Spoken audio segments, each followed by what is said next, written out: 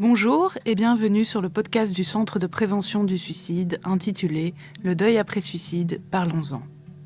Le Centre de prévention du suicide, situé à Bruxelles, existe depuis plus de 50 ans. Il propose à chaque étape du processus suicidaire une écoute active permettant aux personnes en crise d'exprimer leurs souffrances, de clarifier leur situation, de prendre du recul et d'ouvrir d'autres possibles. Les services du Centre de prévention du suicide permettent une prévention du suicide complète et complémentaire. Parmi ceux-ci, la ligne d'écoute anonyme est gratuite, le 0800 32 123. Nos écoutants bénévoles répondent aux appels avec bienveillance et sans jugement.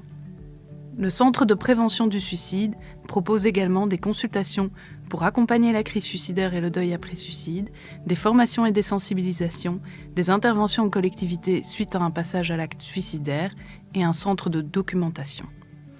N'hésitez pas à consulter notre site web www.préventionsuicide.be. Bonjour à toutes et tous, je m'appelle Déborah Dessec, je suis chargée de communication au Centre de prévention du suicide. Je présente ce podcast, Le deuil après suicide, parlons-en, et poserai dans ce cadre des questions aux invités afin de les faire témoigner sur leur vécu. Mon collègue Nicolas Mignet, psychologue spécialisé dans l'accompagnement de la crise suicidaire et du deuil après suicide, est présent à mes côtés et interviendra à la fin du podcast pour donner son avis éclairé sur ce que nous entendrons. Bonjour Nicolas. Bonjour Déborah. J'accueille à présent nos invités, Hélène et Fabrice. Bonjour Hélène, bonjour Fabrice. Bonjour Déborah. Bonjour Déborah. Pouvez-vous vous présenter à nos auditeurs ? Alors, je suis Fabrice, je suis le papa de Lou et Martin, et Lou s'est suicidé le 20 juillet 2021. Je suis Hélène, et donc la femme de Fabrice et la maman de Lou et Martin. Donc Lou avait 20 ans quand elle a été victime de suicide. Et donc ce 20 juillet 2021, à 14h05, j'étais au travail et j'ai reçu un SMS de Lou qui me disait « Maman, merci pour tout, je t'aime. » Là, j'ai beaucoup de mal à décrire ce qui s'est passé, mais voilà, j'ai immédiatement compris que c'était très grave. Je savais que Lou n'allait pas très bien. Elle était à plus de 1000 km de nous à ce moment-là. Elle était en vacances dans le sud de la France, à Millau, avec des amis. Et dans la nuit, elle nous avait envoyé un autre message en nous disant « Je n'en peux plus, je rentre ». Et donc depuis le matin, j'essayais de la joindre sans succès. Donc je reçois ce message, évidemment, immédiatement, j'essaie de la joindre, toujours aucune réponse. J'appelle Fabrice. J'essaie de joindre des amis avec qui elle était. Et ces amis me confirment qu'ils avaient vu Lou le matin, mais que là, à ce moment-là, ils ne savaient pas où elle était. Donc là, les recherches commencent. Ils contactent la gendarmerie.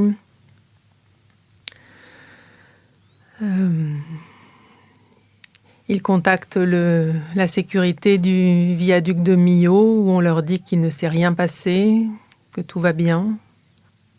Je quitte immédiatement le bureau, je rentre à la maison, je retrouve Fabrice. Et là, pendant toute l'après-midi, on essaie d'avoir des nouvelles et puis rien. On appelle évidemment des dizaines de fois sur le téléphone de Lou.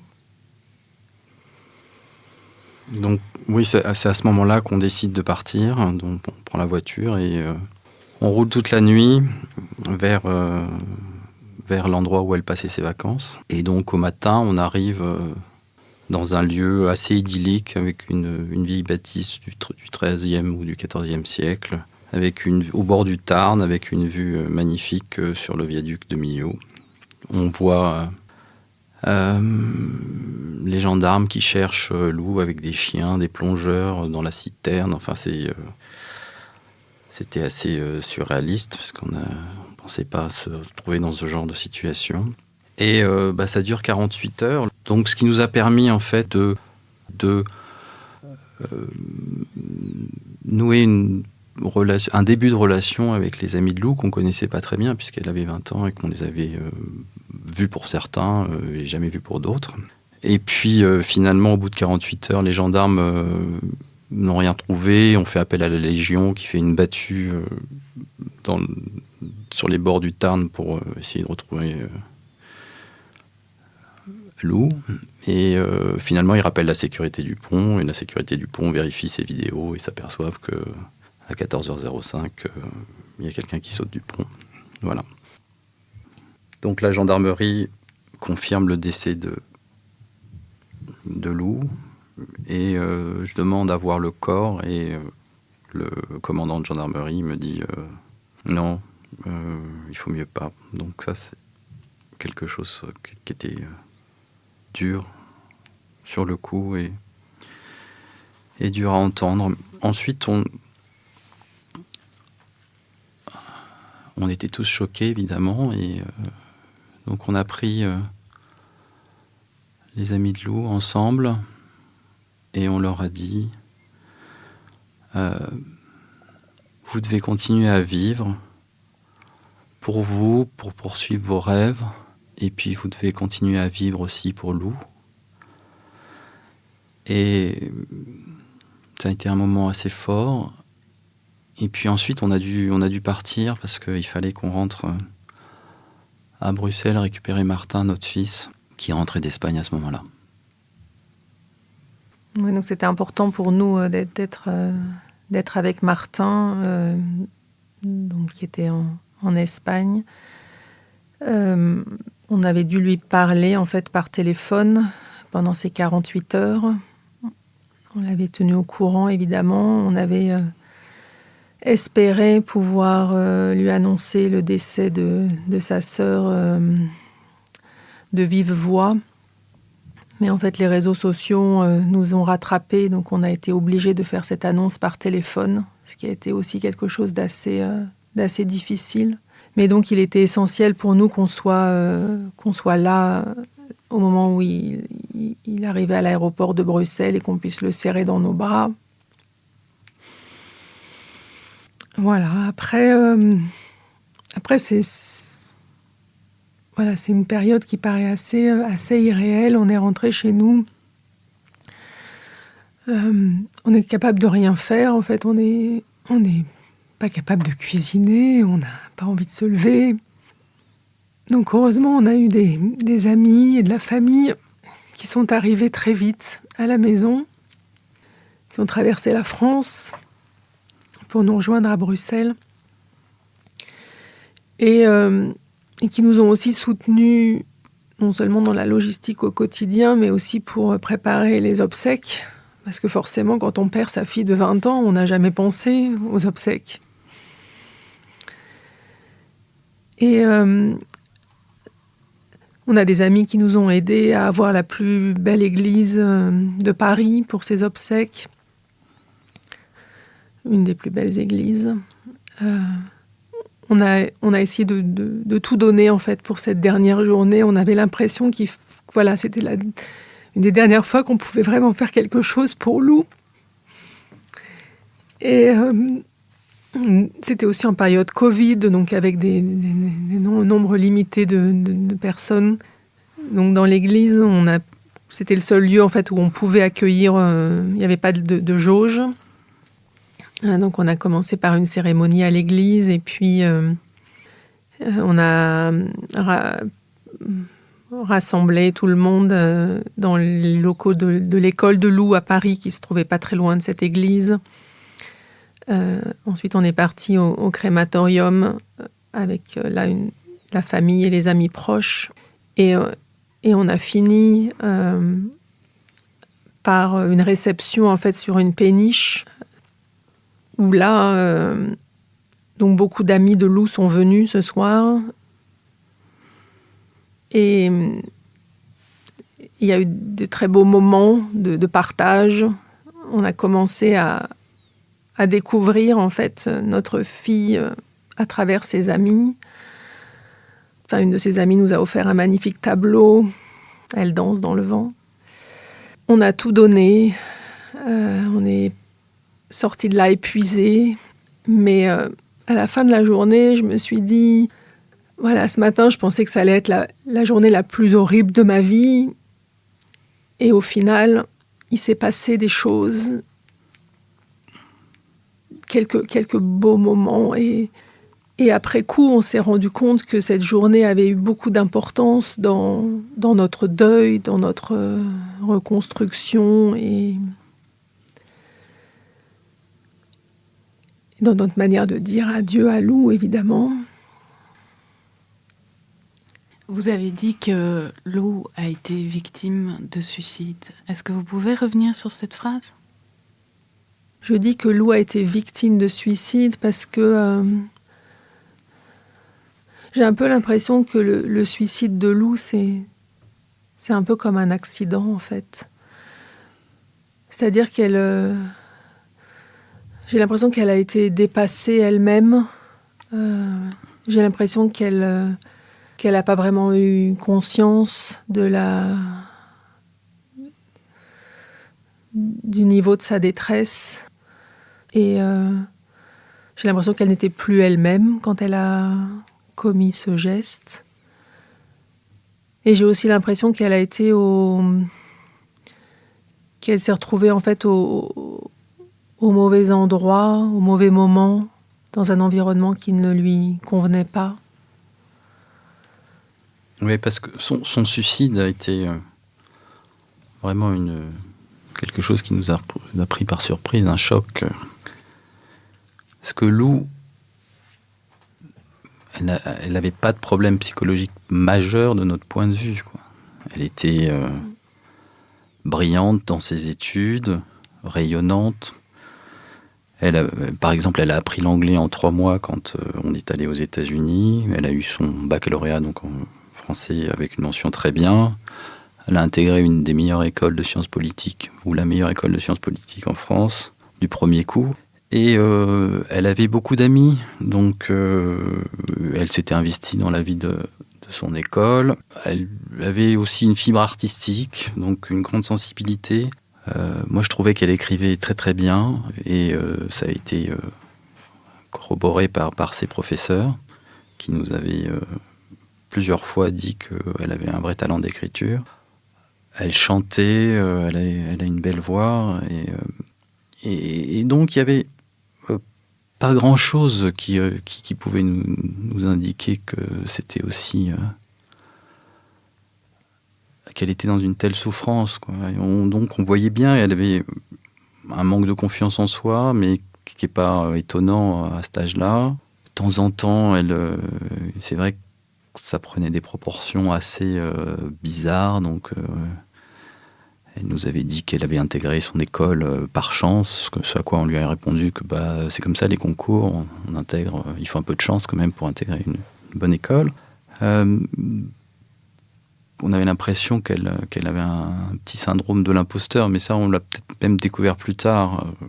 Elle était tête en l'air et pas organisée, donc elle avait du mal à gérer sa vie au quotidien, et ça aurait peut-être pu nous alerter. Et on avait remarqué, mais c'était quelque chose qui, moi, me semblait normal, enfin qui nous semblait normal, c'est qu'elle avait quand même des difficultés à se projeter dans l'avenir. Elle devait choisir un master, et elle avait le choix entre 2 ou 3 masters, et elle pensait que ce choix de master allait influer sur toute sa vie future. Donc c'était... voilà. Mais en l'occurrence, c'était pas quelqu'un qui, au premier abord, avait semblé souffrir de problèmes psychologiques majeurs. Ouais, Lou, elle a même eu une adolescence facile. Enfin, c'était une enfant vraiment sans problème particulier. Et Pourquoi je dis que Lou a été victime de suicide aussi? Parce que j'avais parlé de beaucoup de choses. Enfin, nous avions parlé de beaucoup de choses avec nos enfants. On avait de tous les risques, en fait. On avait parlé de risques associés aux accidents de la route, aux agressions sexuelles, aux drogues, au terrorisme. Mais le suicide, c'était pas un risque, en fait, pour nous. C'était pas dans le champ des possibles. Donc on n'a jamais parlé de suicide avec Lou ni avec Martin. Alors qu'en fait, je comprends maintenant que le suicide est un vrai risque et qu'on peut être victime de suicide. Les signes qu'on a eus du mal-être de Lou, ils ont été assez. Je dis toujours que c'était des signaux faibles. Donc c'est pas qu'il n'y a rien eu. À peu près un mois avant sa mort, elle n'allait pas bien. Moi, je pensais qu'elle était en dépression, mais voilà, une dépression que j'aurais probablement qualifiée de légère. Vous voyez, elle n'était pas au fond de son lit à pas se lever. Mais elle pleurait beaucoup. Elle se posait beaucoup de questions et on en a beaucoup discuté. J'ai passé des soirées entières à discuter. Elle se plaignait d'avoir du mal à communiquer avec les autres. Elle se sentait un certain décalage, manque de confiance en soi, comme on l'a dit.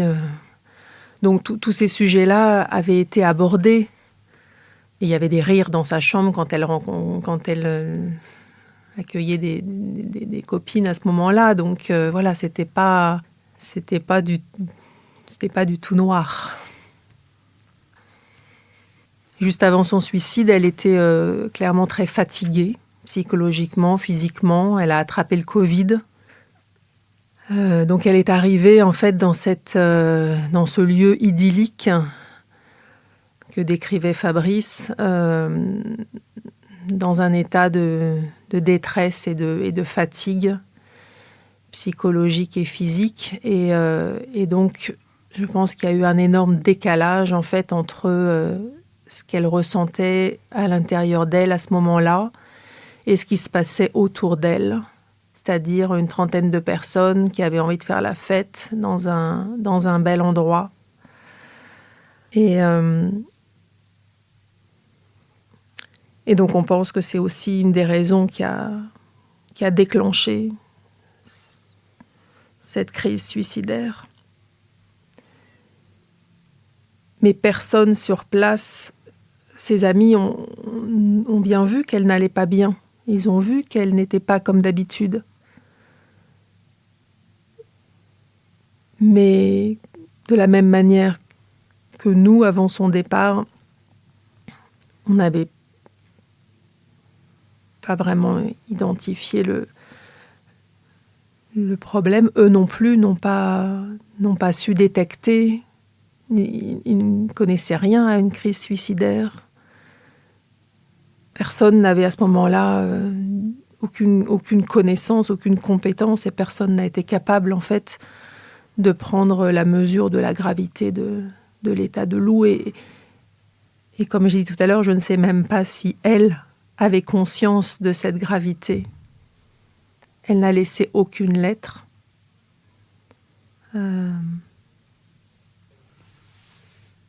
Elle est partie, elle a marché pendant une demi-heure. Donc voilà, on a cette impression qu'elle a été emportée en fait par quelque chose de plus grand qu'elle, par une lame de fond. Alors vous dites qu'elle n'a pas laissé de lettres d'adieu, mais est-ce qu'elle a laissé d'autres écrits par rapport à ce qu'elle ressentait ?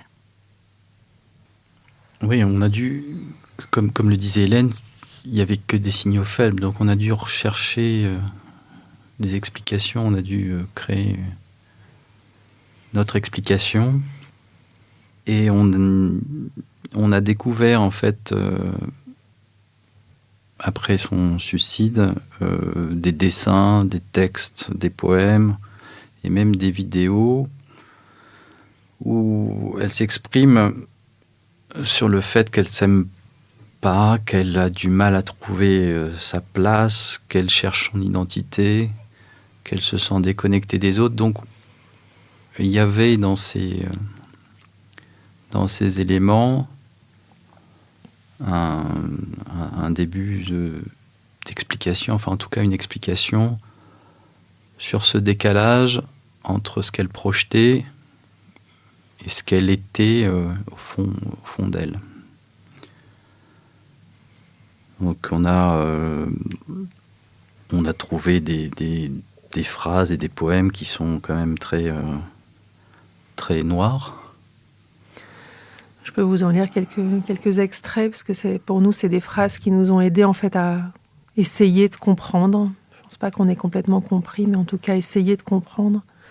Sur un cahier accompagné d'un dessin avec un visage, elle avait écrit Will I ever love myself, or will I spend the rest of my days asking myself if I am enough? Donc, c'est est-ce que je vais jamais réussir à m'aimer, ou est-ce que je vais passer le reste de ma vie à penser que je ne suis pas suffisante?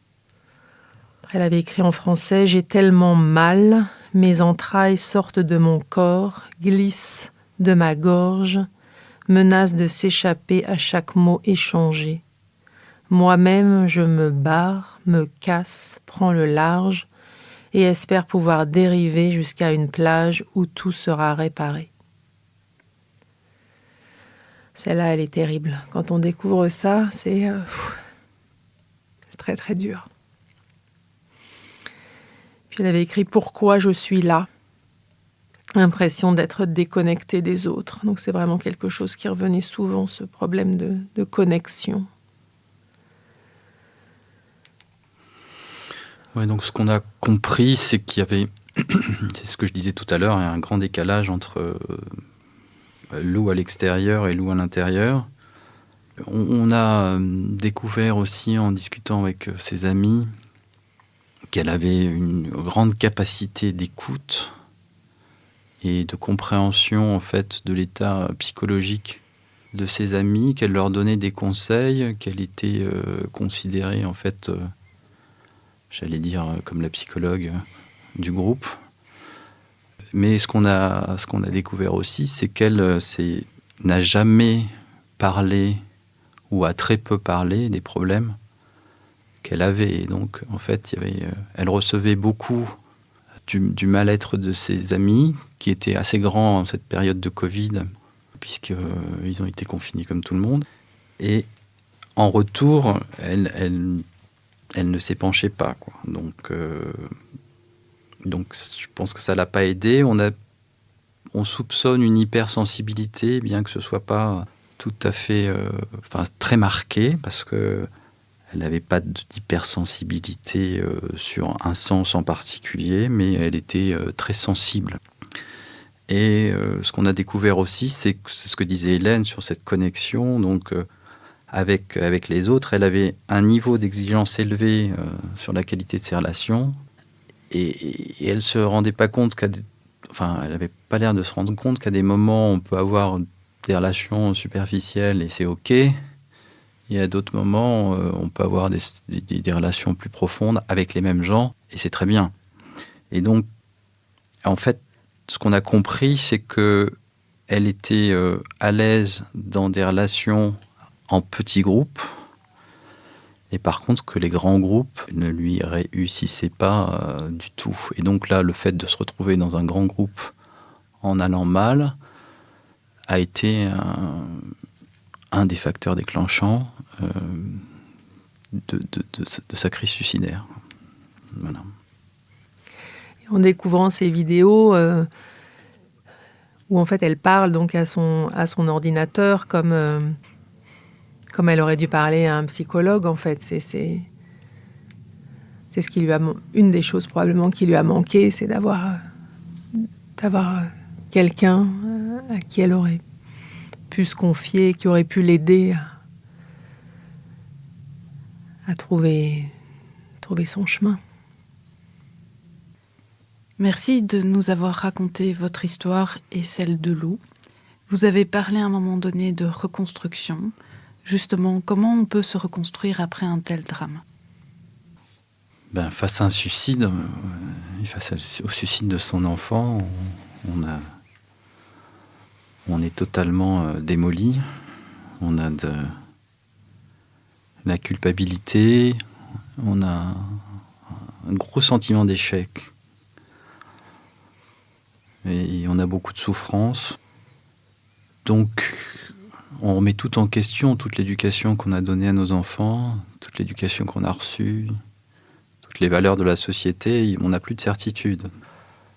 Et oui, on est démoli, effondré. Et essayer de comprendre pourquoi Lou avait fait ce geste, même si on comprendra jamais vraiment, nous a permis, avec les psychologues qui nous ont suivis, de commencer à avancer. Donc, en termes de ressources, ce que moi je voulais vraiment dire aux personnes qui nous écoutent, c'est que il y a beaucoup de psychologues, mais il y a très peu de psychologues qui connaissent la problématique du suicide. Et donc, moi, avant de me retrouver au centre de prévention du suicide, j'ai vu 2 psychologues, et ça a été 2 fois des catastrophes. Enfin, peut-être que catastrophe, c'est un bien grand mot dans ce cas, mais en tout cas, ça n'a pas été couronné de succès.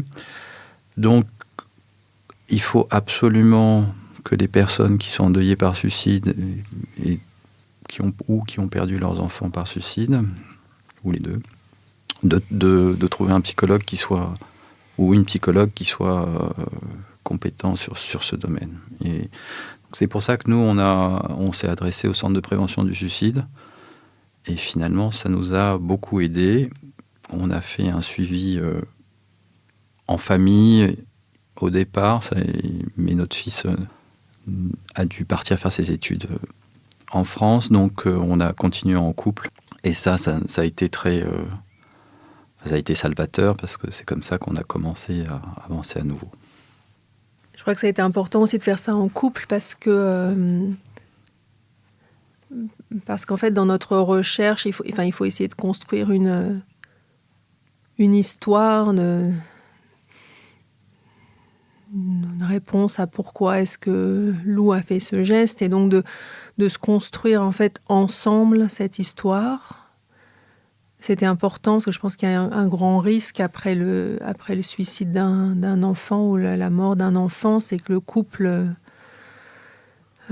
chacun parte un peu de son côté, chacun vit le deuil différemment, même en couple, même en étant suivi en couple, on vit le deuil différemment. Mais de faire ce travail à 2, on a pu s'appuyer l'un sur l'autre. Quand il y en a un qui allait pas bien, il y a l'autre qui essayait de prendre un petit peu le relais. On avait un peu l'impression d'être des vases communicants. Et ça nous a aidés dans notre chemin. Une autre source du centre de prévention du suicide, ce sont les groupes de parole. Et on a assez rapidement, à peu près 6 mois après le décès de Lou, on a rejoint, alors là, chacun notre groupe de parole.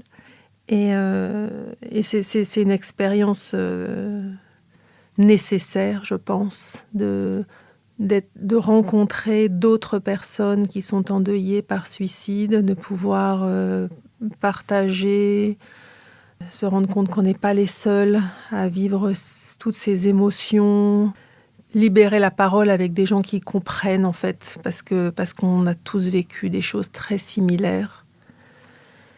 C'est salvateur.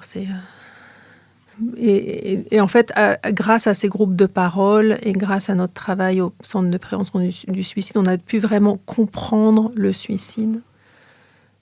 Un exemple qui m'a marqué, c'est que dans une des séances à laquelle j'ai participé, quelqu'un a raconté une tentative de suicide. Et ça, en fait, pour moi, d'avoir quelqu'un qui pouvait essayer de m'expliquer dans quel état ma fille était peut-être au moment de son geste, ça a été aussi quelque chose d'important dans ce chemin de compréhension. Et puis, donc ça crée des liens forts, en fait. Je dis que parfois, maintenant, on a des amis de deuil qu'on continue à voir, même après que les groupes soient terminés. Par contre, à un moment, ce qui s'est passé pour nous, c'est que une fois qu'on avait vraiment exploré le thème du suicide, il y avait le thème du deuil de parents et la perte d'un enfant qui était aussi un élément important de ce qu'on traversait. Et donc, on a eu aussi besoin de rencontrer d'autres parents. Donc, on s'est tourné vers d'autres associations. En Belgique, les parents désenfantés. En France, une association qui s'appelle Phare Enfants Parents. Et là, se retrouver avec d'autres parents qui sont endeuillés par suicide, c'est encore un autre niveau de partage. On se comprend presque sans parler, mais on a beaucoup à échanger. Donc voilà, ce sont des démarches complémentaires, mais qui ont permis de progresser.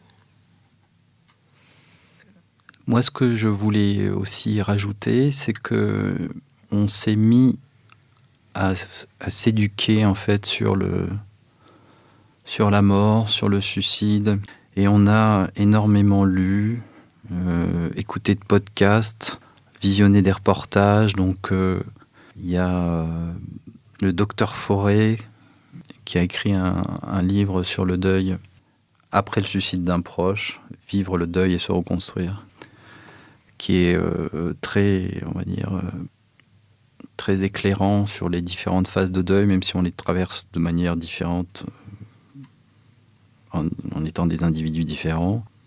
Il y avait ce documentaire de Katia Chapoutier, La vie après le suicide, qui nous a fait aussi beaucoup de bien. Je me souviens plus si on l'a vu ensemble, mais on l'a vu. Et puis un film qui nous a marqué aussi, c'est « Dites-leur que je suis vivant ». Donc en fait, on est passé de totalement ignorant sur les questions de mort et du suicide à, on va dire, un petit niveau de compréhension qui allait au-delà du suicide de notre fille, même si c'était pour ça qu'on le faisait, quoi. C'était pour comprendre le geste de Lou et comprendre comment on pouvait revenir d'un tel drame. Donc, en fait, je me permets de conseiller à tout le monde de lire ces livres, enfin d'utiliser ces ressources pour se documenter sur le sujet. Quand on parle de reconstruction, il y a un élément qui est essentiel, c'est aussi le support qu'on a reçu des amis et de la famille. Je pense que sans eux, on n'en serait clairement pas là où on en est aujourd'hui. Ils ont été très proches. Ils ont fait en sorte qu'on ne reste pas seul.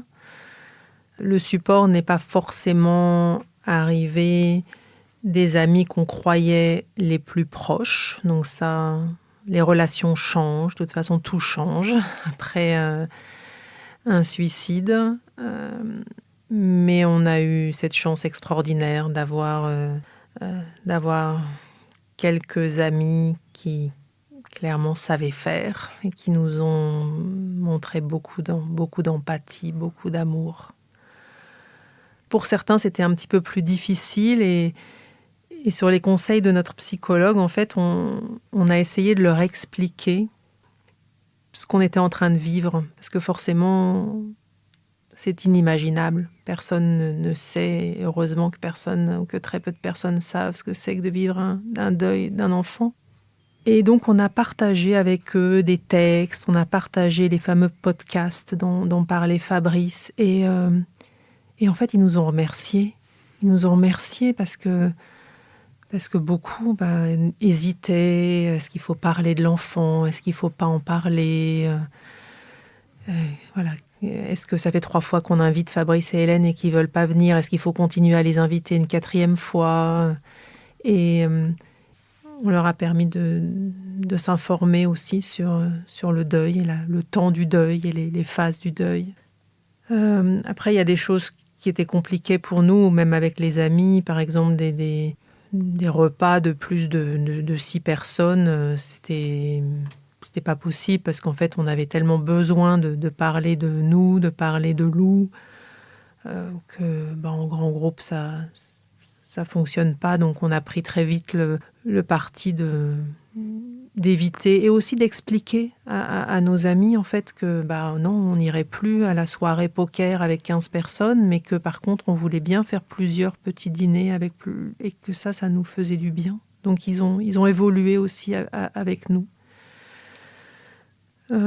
Les fêtes de famille, évidemment, ça a été compliqué, très compliqué même au début. On vient juste de repasser un Noël en famille, là, le dernier Noël, mais donc en fait, on a essayé de tester et de comprendre au fur et à mesure ce qui nous aidait, sans se fermer, en fait. Donc, en acceptant les propositions et après, en évaluant à chaque fois est-ce que c'était bien ou est-ce que c'était difficile. Vous venez de parler de la famille et des amis. Qu'en est-il de votre fils Martin ? Martin, c'est particulier parce que c'est à la fois le seul qui nous reste. Et il est aussi très fort, donc pour nous, ça a été une source de force, comme je viens de le dire, mais en même temps, on s'est posé plein de questions au sujet de son deuil.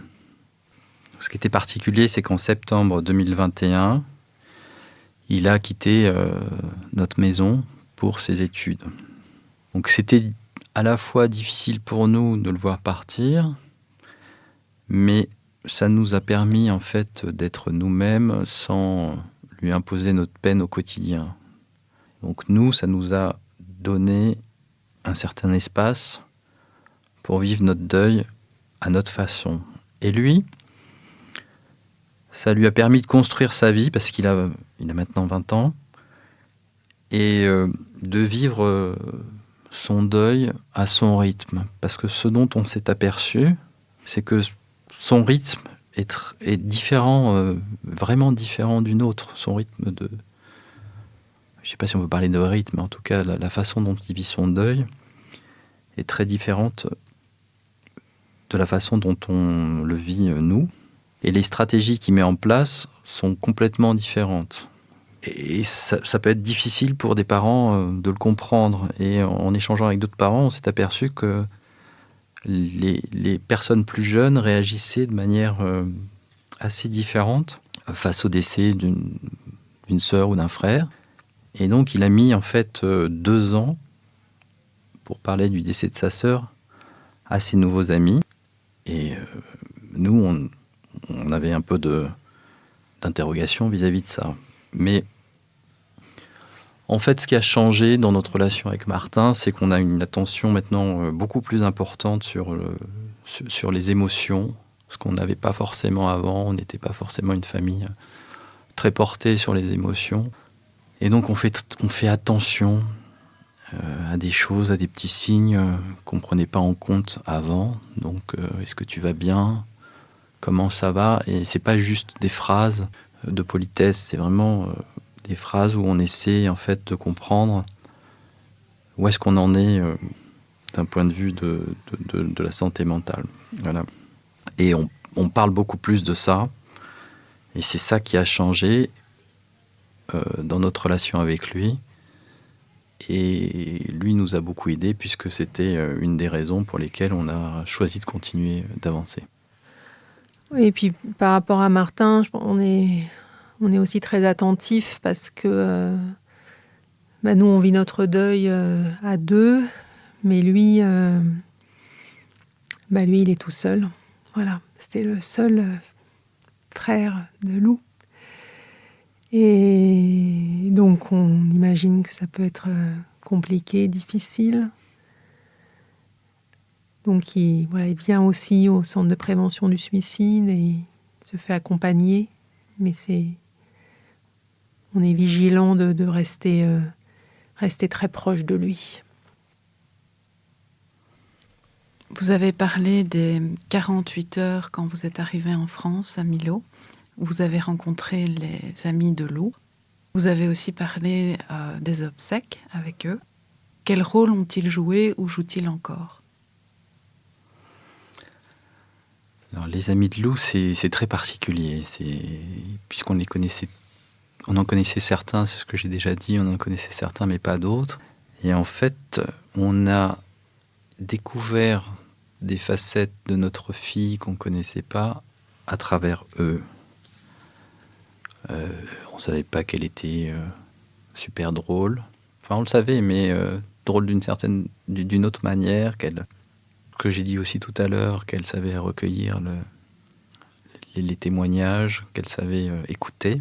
Et donc, en fait, des discussions avec les uns et les autres nous ont vraiment permis de perpétuer sa mémoire, de lui rendre hommage, mais pas seulement. En fait, ce qui est assez étonnant et intéressant, c'est qu'on a créé avec les amis de Lou, enfin, on espère en tout cas, de nouveaux liens dont elle est à l'origine.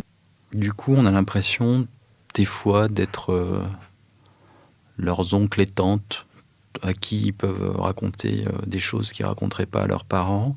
Et donc, on n'est pas uniquement dans le passé avec eux, on est aussi dans l'avenir. On est intéressé par ce qu'ils font, ce qu'ils vont faire. Et on sait qu'avec eux, on peut quasiment toujours revenir à Lou si on en a besoin, si eux en ont besoin, et si nous, on en a besoin. En fait, c'est une relation assez de partage où ça fait du bien à chacun de trouver dans l'autre une Lou qu'il ne connaissait pas ou qu'on ne connaissait pas forcément.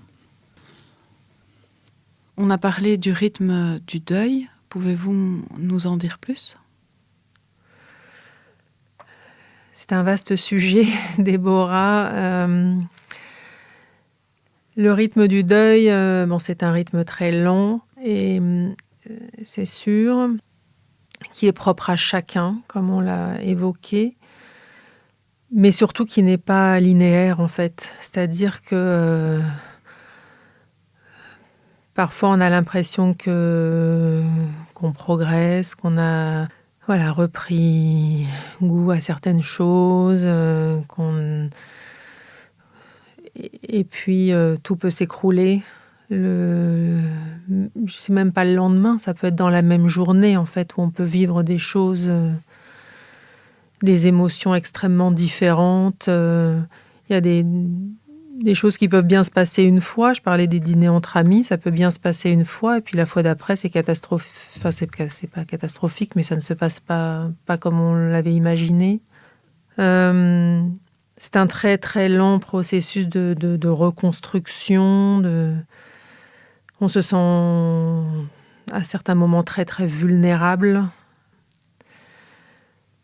Pour prendre l'exemple aussi de la relation au travail, on a repris le travail tous les deux assez rapidement après la mort de Lou, parce qu'on pensait que ça nous faisait du bien, ou parce que ça nous a fait du bien plutôt à ce moment-là. Et moi en particulier, j'ai repris mon poste avec une responsabilité d'une assez grande équipe, directrice commerciale. Et j'ai trouvé beaucoup de soutien dans mon équipe, dans mes collègues, jusqu'à à peu près le moment de l'anniversaire des 1 an du décès de Lou, où là, en fait, j'ai commencé à être sur une pente très glissante. Il y a eu des nouveaux projets dans ma société qui ne me correspondaient plus. Et je me suis rendu compte qu'il y avait un décalage de plus en plus grand entre ce qu'on me demandait, en fait, d'être et de paraître au travail. peut-être aussi parce que au bout d'un an, l'entourage et les collègues pensent que tout a dû revenir plus à la normale, comme avant. Et moi, j'étais pas du tout comme avant. Et donc, en fait, j'avais un énorme décalage entre ce qu'on attendait de moi, la pression, et ce que je ressentais intérieurement et ce que j'étais capable de faire. Et donc, le travail n'est devenu que source de stress. Et donc, en décembre 2022, donc 18 mois après la mort de Lou, je suis tombée au fond du trou. J'y arrivais plus.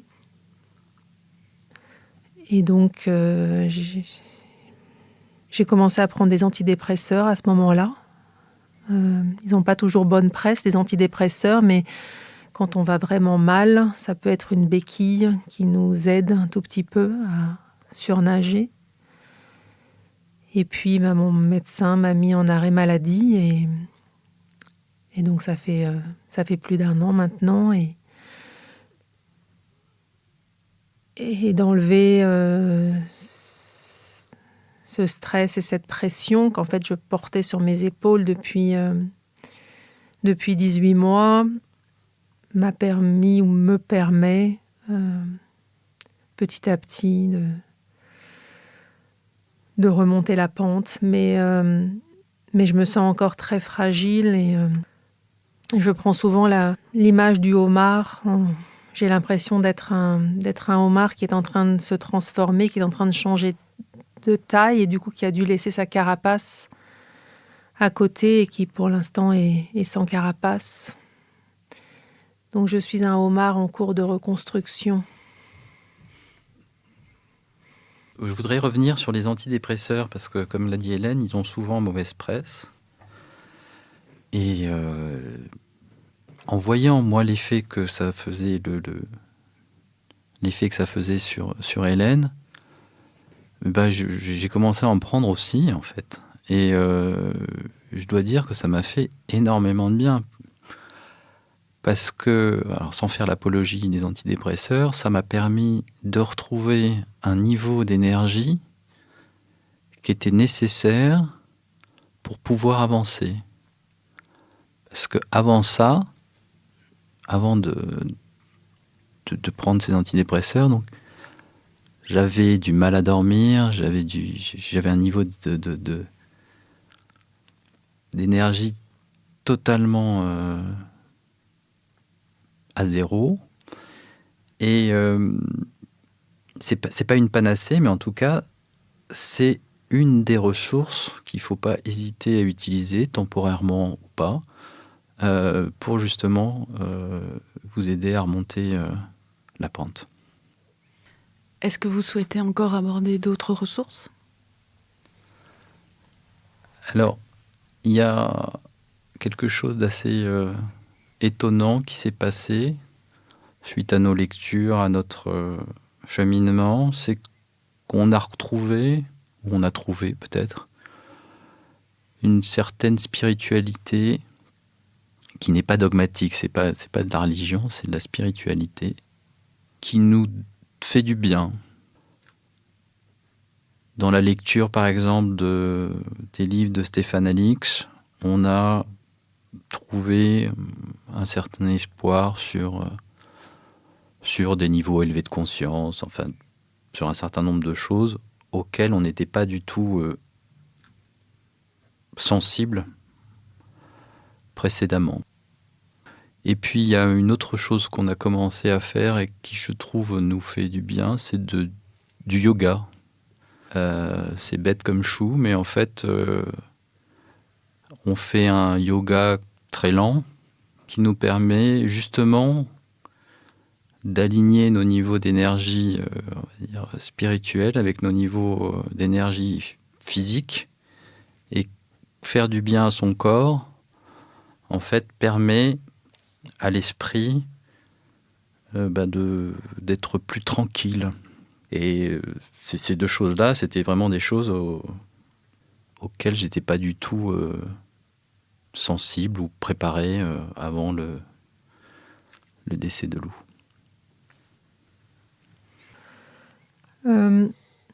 Moi, sur mon chemin, ce qui m'aide dans la reconstruction, c'est de m'investir dans la prévention du suicide. Donc j'ai commencé d'abord dans mon cercle, dans mes amis, donc à partager beaucoup d'informations, à discuter aussi, parce qu'on se rend compte que on a eu beaucoup de témoignages de personnes qui sont venues nous parler des difficultés qu'ils pouvaient rencontrer avec leurs enfants, des gens très proches, de notre famille ou des amis, et on n'avait pas vraiment conscience ou connaissance de ces difficultés. Donc la parole s'est ouverte suite au suicide de Lou. Et donc j'ai commencé à essayer d'aider ces personnes. Et puis maintenant, j'essaye de m'investir dans des associations. Et voilà, le projet mûrit petit à petit, peut-être, de faire plus encore dans ce domaine. J'aimerais au sein des universités, de l'école de Lou, j'aimerais beaucoup que la prévention du suicide soit un vrai sujet. Merci beaucoup à Fabrice et Hélène pour ce témoignage, ce partage de vécu. J'ai une question de fin pour vous. Qu'est-ce que vous auriez envie de transmettre à une personne qui vient d'être endeuillée par suicide ?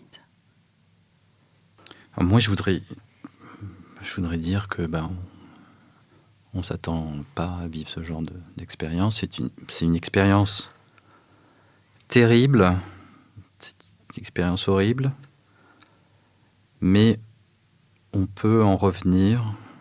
Ça prend du temps, et surtout, on en revient transformé. Et ce que je voudrais dire, c'est que le chemin est long, très long, mais il y a un chemin. Et il faut se faire aider par des gens qui connaissent bien le sujet, comme au Centre de prévention du suicide. Aussi s'entourer de personnes bienveillantes, parce que on n'a pas la place pour gérer des personnes toxiques, donc plutôt trouver des personnes bienveillantes. Et puis, in fine, et c'est le plus dur, je pense, c'est trouver de nouvelles raisons de vivre. Ça peut être les enfants qui restent, et c'est pas des nouvelles raisons, c'est des raisons qui étaient là aussi. Mais ça va au-delà de ça. Quand je parlais de spiritualité, de yoga, ou quand Hélène parlait d'engagement dans la prévention du suicide, voilà, c'est un chemin, c'est quelque chose qui va nous aider à retrouver un peu de stabilité dans cette expérience qui est tellement une expérience de démolition. Donc je donnerai toutes les mêmes conseils, ou je dirais la même chose. J'encouragerais probablement ces personnes endeuillées par suicide comme nous à ne négliger aucune ressource, à essayer en fait des choses nouvelles. On a parlé d'un certain nombre de choses aujourd'hui.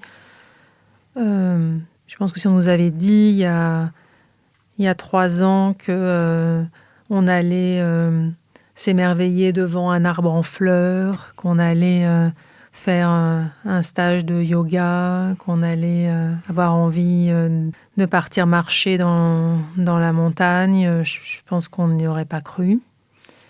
Donc il faut essayer. Ce qui fonctionne pour une personne ne fonctionnera pas forcément pour une autre. Il faut s'autoriser à revivre, tout en ayant conscience qu'on sera pour toujours différent. Merci Hélène, merci Fabrice. Merci Déborah, merci à tous ceux qui nous écoutent. Merci Déborah. Nicolas, tu as écouté le récit et les réponses d'Hélène et Fabrice. Quelles réflexions souhaites-tu partager ? Mais tout d'abord, je tenais à les remercier pour la richesse de leur témoignage. Donc le premier point que je voudrais développer, c'est la dialectique entre la crise suicidaire et le processus suicidaire. Donc la crise suicidaire, c'est ce que Hélène et Fabrice ont évoqué à propos de déclencheurs qui ont pu amener Lou à un moment donné à basculer dans une souffrance qu'elle n'a plus pu contrôler. Et donc ils ont cité un certain nombre d'éléments qui ont pu à ce moment-là la fragiliser d'une manière importante. Mais donc ce qui me semble important, c'est qu'au-delà de cette crise suicidaire qui évidemment est le dessus de l'iceberg et qu'il faut pouvoir mettre en lumière, on voit dans ce que Fabrice et Hélène ont découvert par la suite en découvrant les vidéos, les écrits, différentes traces que Lou avait laissées mais n'avait malheureusement pas donné à connaître à l'extérieur. On peut voir qu'il y a une souffrance cachée qui datait en fait sans doute d'une période bien plus ancienne que ce qui est apparu au niveau de la crise suicidaire et qui permettent alors de mieux comprendre dans quoi est-ce que Lou était prise et de quoi finalement est-ce qu'elle a été victime. Le mot victime a été employé. Je vais le reprendre dans le sens où on voit bien que Lou est aux prises avec des questions existentielles fortes, avec des difficultés qui sont aussi également liées à son âge, la question de la construction de son identité, la question de la manière dont on prend place dans le monde, dans les groupes. Donc ce sont des questions qui nous concernent tous dans notre construction, mais on voit avec quelle intensité Lou est amenée à les vivre et elle éprouve le besoin de dire quelque chose à ce propos. Le problème, c'est que comme elle n'adresse pas cette souffrance à ses parents, à éventuellement des amis, et mieux encore peut-être à une personne qui serait spécialisée pour l'accompagner dans ces questions, comme par exemple un psychologue ou un psychiatre, elle reste aux prises avec des questions par rapport auxquelles elle n'a pas de réponse immédiate. Et je pense que ça fait monter progressivement la température, la souffrance dans laquelle elle se trouve.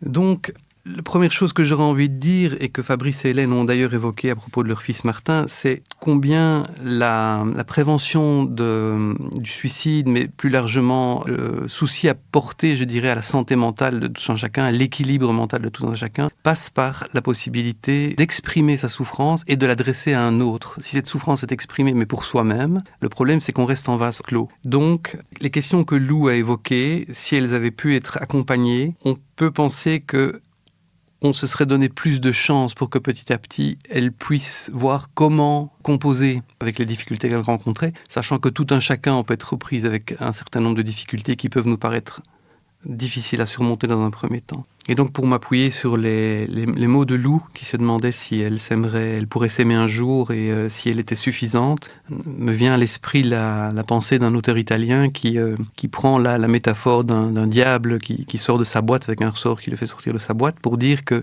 le diable attend qu'on l'aime pour qu'il se transforme. Et donc les parties de nous qui peuvent être plus ombrageuses, plus en difficulté, attendent également que nous puissions apprendre à les aimer et à les accueillir pour pouvoir petit à petit les transformer.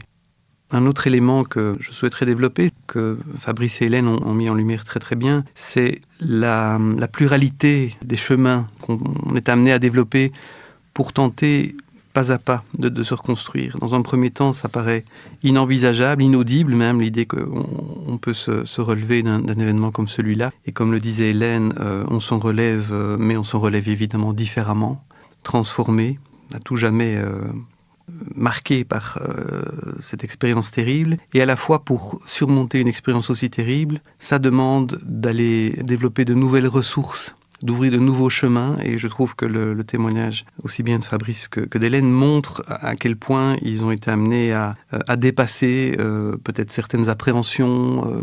Entre autres, Fabrice parlait de la spiritualité qui auparavant n'était pas nécessairement, ou du yoga, quelque chose qui lui aurait parlé ou qui leur aurait parlé. Et puis finalement, en explorant, on se rend compte que ça peut apporter des choses. Ou des a priori qu'on pourrait avoir à propos du fait de se faire aider momentanément par un médicament pour retrouver de l'énergie, comme Fabrice l'a très bien exprimé. Un des problèmes dans le processus du deuil, c'est qu'on peut être privé de toute énergie avec le sentiment qu'on n'est plus capable de pouvoir fournir des efforts pour essayer d'avancer. Et donc, un antidépresseur peut tout à fait, à un moment donné, redonner un regain d'énergie et qui va favoriser alors le fait de pouvoir se remettre en route. Ce témoignage montre la construction progressive d'un chemin de repères sur lequel s'appuyer. Et ce que je trouvais particulièrement important de relever, c'était la manière dont aussi bien Hélène que Fabrice ont de pouvoir inscrire Lou dans le présent.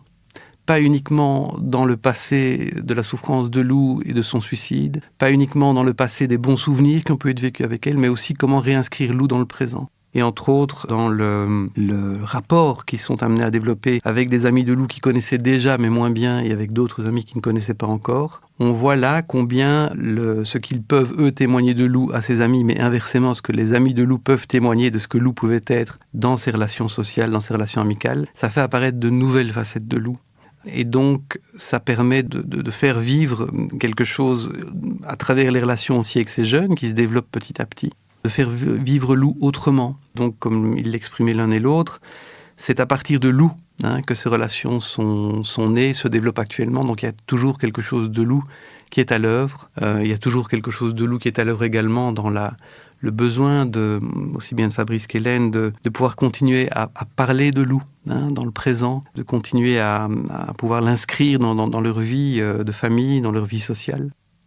Et donc, j'ai parlé des amis de Lou et de leur importance, mais dans le témoignage de Fabrice et Hélène ressort évidemment l'importance des autres personnes, que ce soit les amis de deuil, que ce soit les amis existants, qui ont été les plus adéquats, qui ont le plus s'adapter et rejoindre Fabrice et Hélène dans leur souffrance. Donc l'importance de s'entourer de personnes qui vont pouvoir comprendre, avoir la sensibilité nécessaire pour pouvoir accompagner cette souffrance, avoir l'espace nécessaire que pour pouvoir entendre ce que les personnes endeuillées ont à dire, à témoigner, leur besoin de continuer à parler de la personne qu'on a perdue. Suite à tout ce qui a pu être partagé dans ce podcast, je pense qu'il est vraiment important de relever la dimension de l'espoir et que cet espoir grandit progressivement et permet petit à petit de s'autoriser à revivre, à oser trouver de nouvelles raisons de vivre. Et ça n'implique évidemment pas le fait qu'on oublie la personne qu'on a perdue, mais qu'on peut faire coexister à la fois le fait de continuer à vivre en incluant cette expérience terrible et en travaillant à pouvoir la transformer progressivement. Voilà, pour conclure, je souhaiterais souligner l'importance de mettre en place, lorsqu'on est endeuillé par suicide, un ensemble de démarches proactives qui vont permettre à ce que la plaie béante qui a été ouverte par la perte d'un proche par suicide puisse petit à petit se refermer et cicatriser de la manière la plus propre possible. Ça demande donc un travail et du temps, mais avec ce travail et ce temps, les choses se referment progressivement et laissent progressivement la place à d'autres possibles. Merci Nicolas. Merci Déborah. Merci encore une fois à Fabrice et Hélène pour leur témoignage. Merci à toutes et à tous pour votre écoute. Vous retrouverez plus d'informations sur notre podcast sur notre site web www.préventionsuicide.be. Merci et à bientôt.